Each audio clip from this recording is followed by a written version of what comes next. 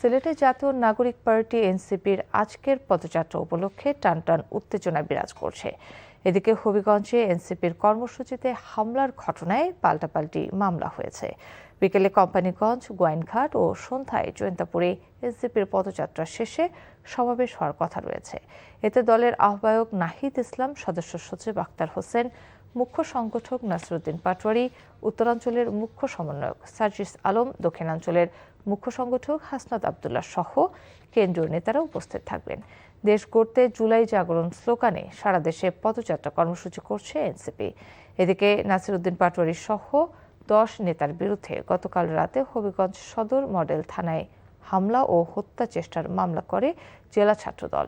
এর আগে এনসিপির গাড়িবহরে হামলার ঘটনায় জেলা ছাত্রদলের সভাপতি রাজীব আহমেদকে প্রধান আসামি করে 111 জনের বিরুদ্ধে মামলা করেন জেলা ছাত্র শক্তির আহ্বায়ক।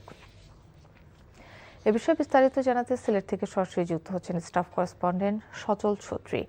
সজল, এনসিপির কর্মসূচি এবং নিরাপত্তা ব্যবস্থা সম্পর্কে আমাদের জানাবেন।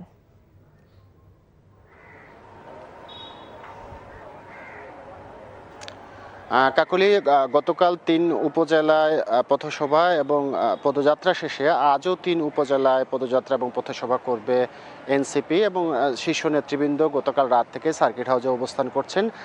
তারা দুপুরের কিছু পরেই কোম্পানিগঞ্জের উদ্দেশ্যে রওনা হবেন বলে আমাদের এখন পর্যন্ত জানানো হয়েছে এবং কোম্পানিগঞ্জে বিকেল 3টায় প্রথম পথসভাটি আজকে শুরু হবে সীমান্তবর্তী উপজেলা সিলেটের কোম্পানিগঞ্জ। এরপর গোয়াইনঘাট এবং জৈন্তাপুরে পথসভার কথা রয়েছে এবং গতকাল গোলাপগঞ্জে এনসিপির গাড়িবহরে হামলার পর থেকে নিরাপত্তা ব্যবস্থা আরও জোরদার করা হয়েছে। যদিও প্রথম দিন থেকে আমাদেরকে আইনশৃঙ্খলা রক্ষাকারী বাহিনীর পক্ষ থেকে জানানো হয়েছিল যে ব্যাপক নিরাপত্তা ব্যবস্থা নেওয়া হয়েছে এবং জানেন যে 5 উপজেলায় বিজিবি মোতায়েন চেয়ে এসপির অনুরোধে জেলা প্রশাসক সদর দপ্তরে চিঠি পাঠিয়েছিলেন এবং আমরা যতদূর জানি বিজিবি মোতায়েন করা হয়েছে, তারা প্রয়োজন মতো মাঠে নামবেন। তবে কালকে পর্যন্ত আমরা তাদের মাঠে দেখিনি। আজ এখন পর্যন্ত আমরা